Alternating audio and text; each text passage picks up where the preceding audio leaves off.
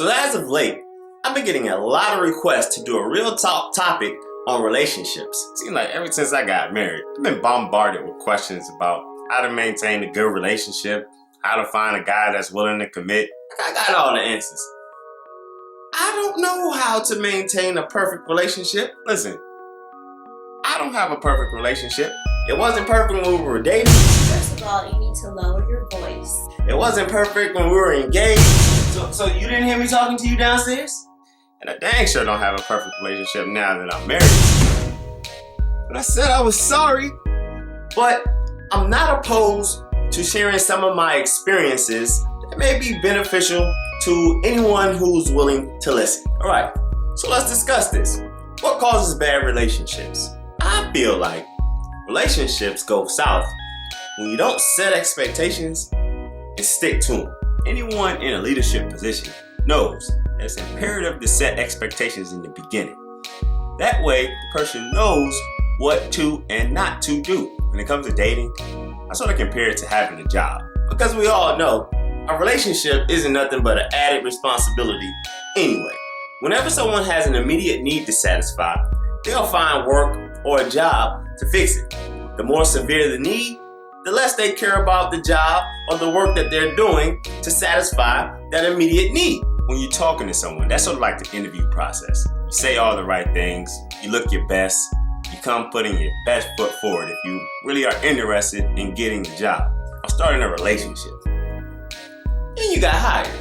First couple of weeks, maybe even the first couple of months, you were there every day on time, showing up early, did all your responsibilities on time. You wanted to be the best employee so that possibly you can get a raise or even more. And eventually, sort of started to fade off. Start coming to work late, start complaining about things that you're expected to do that you agreed to do and begin with. I mean, I got kids. I can't be here every day on time. You know, you're starting to feel entitled. Start putting in part-time work, expecting to receive full-time benefits. I feel like that's the same exact things that happens when dating. That's when things go wrong. Put in partial effort, expecting full benefits. That's why it's important, in my opinion, to set expectations and stick to them.